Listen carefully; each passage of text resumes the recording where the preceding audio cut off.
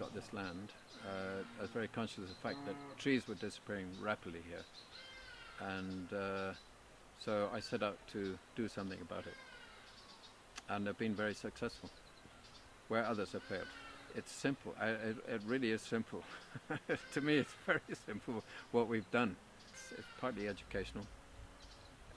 It's really making people realize the obvious.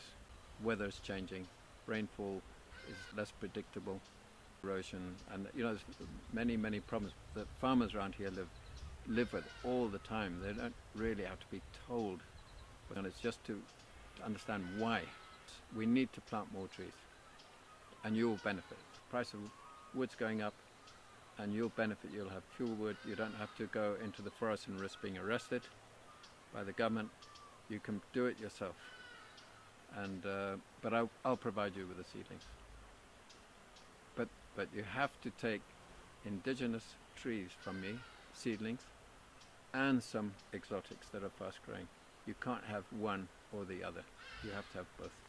Initially what I did, I asked for a village meeting and a public meeting, basically with village leaders, elders, village government, and anyone else who would come. There was no bribes involved, no sodas, no beer, no nothing. Just Mazet having a word. What's Mazet mean? Me, old man. I wasn't so old then when I started this. I just said, guys, what's going on here? Why are we having less rain? Why is it getting hotter up here? Why? Trying to get them to be the ones that were thinking about it. And encourage people to plant on their boundaries and plant where they could. It was a bit rocky starting, but it caught on. So I think I was telling you we're over 500,000 seedlings in just under 10 years.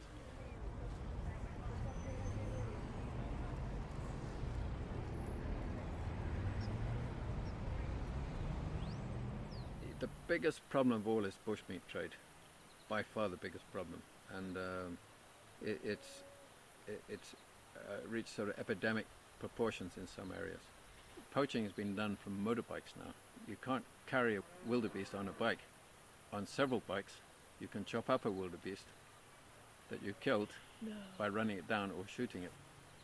So it's a major problem, and unfortunately it's not receiving the kind of attention it deserves, because the ivory and elephant poaching got most of the attention in the last few years, for good reason. But we have a far more serious problem with this bushmeat trade.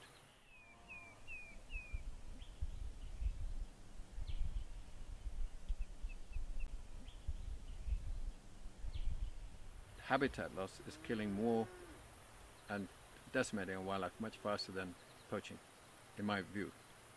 That's the biggest challenge of all, is somehow to maintain areas outside the park with pastoralism rather than agriculture, which gives a quick and good return so long as there's rain. It might become necessary in the next 20 years or so for a fence to go around Tarangire Park, but you would have immediate problems with genetics of the remaining population. The numbers of animals would be greatly reduced because it will only be as many as can actually survive year-round in that small area, whereas they need 24,000 square kilometers now. So if they're reduced down to 2,800, there's going to be a lot less wildlife. We're running out of time, and like seriously running out of time.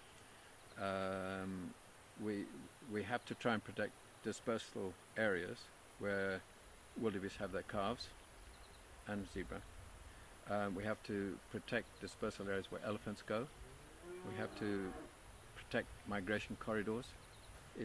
It's very much in the hands of the Tanzanians themselves to see the value of wildlife, and that it's just, it's a sustainable resource. Unlike, this now part of Selous Game Reserve has been excised for uranium mining. So, that's bad.